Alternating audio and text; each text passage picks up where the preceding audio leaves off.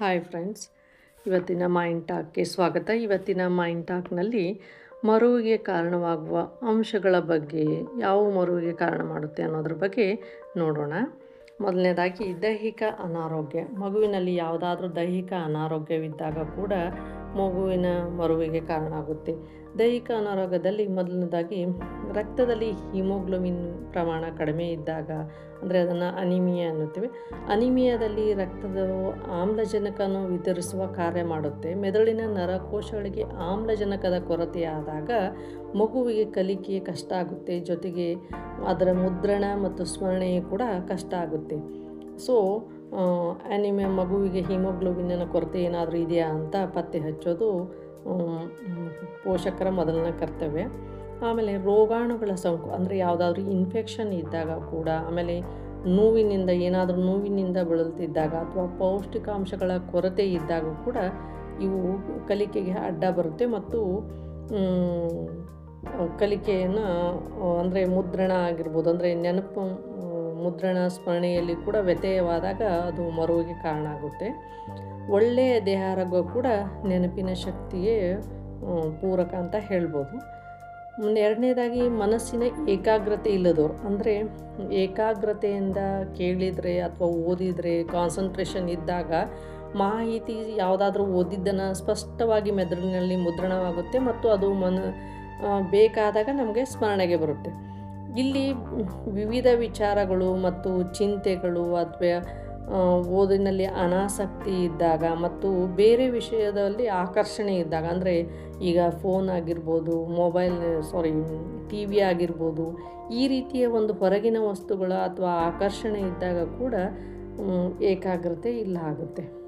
ಆಮೇಲೆ ಮೂರನೇದಾಗಿ ಭಾವೋದ್ರೇಕಗಳು, ಅಂದರೆ ಒಂದು ಭಾವನೆಗಳ ಮೇಲೆ, ಅಂದರೆ ಎಮೋಷ್ನಲ್ ಆಗಿ ಒಂದು ಬ್ಯಾಲೆನ್ಸ್ ಇಲ್ಲದೆ ಇರುವಾಗ, ಅಂದರೆ ಭಯ, ದುಃಖ, ಕೋಪ, ಮತ್ಸರಗಳಂಥ ಭಾವನೆಗಳು ಮನಸ್ಸನ್ನು ಆವರಿಸಿಕೊಂಡಿದ್ದರೆ ಓದುವುದು ಕಲಿಯೋದು ಕಷ್ಟ ಆಗುತ್ತೆ.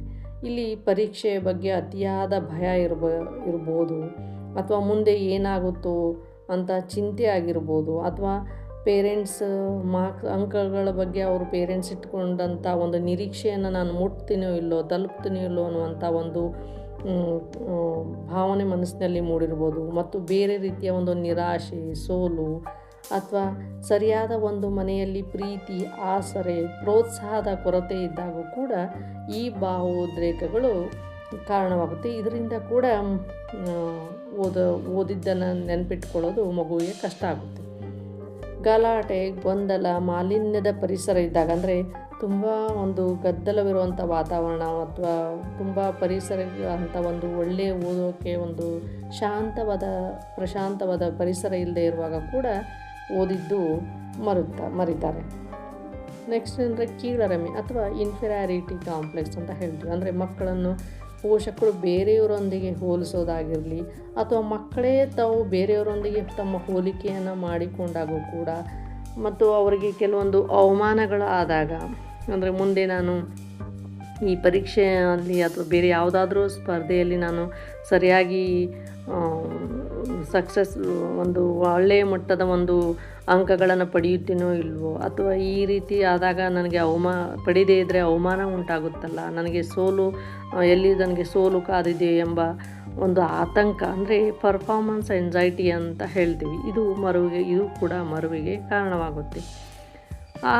ಕೆಲವೊಂದು ಮಾನಸಿಕ ಒತ್ತಡಗಳು ಉಂಟಾದಾಗ, ಮನಸ್ಸಿಗೆ ನೆಮ್ಮದಿ ಇಲ್ಲದಿದ್ದಾಗ ಗ್ರಹಣ, ಮುದ್ರಣ, ಸ್ಮರಣೆಗಳು ಕೂಡ ಅಸ್ತವ್ಯಸ್ತಗೊಳ್ಳುತ್ತವೆ. ಈ ರೀತಿ ಗ್ರಹಣ ಮತ್ತು ಮುದ್ರಣ ಇವು ಒಂದಕ್ಕೊಂದು ರಿಲೇಟೆಡ್ ಇರೋದರಿಂದ, ಅಂದರೆ ಓದಿದ್ದನ್ನು ಗ್ರಹಿಸಿಕೊಂಡು ಅದನ್ನು ಮುದ್ರಿಸಿಕೊಂಡು ಸ್ಮರಣೆಯನ್ನು ಮಾಡಿಕೊಂಡಾಗ ಮಗು ಬೇಗ, ಅಂದರೆ ಯಾವುದನ್ನಾದರೂ ಬೇಗ ನೆನಪಿನಲ್ಲಿಟ್ಟುಕೊಂಡು ಅದನ್ನು ಪ್ರೆಸೆಂಟ್ ಮಾಡುತ್ತೆ, ಪರೀಕ್ಷೆಯಲ್ಲಿ ಸರಿಯಾಗಿ ಬರೆಯುತ್ತೆ.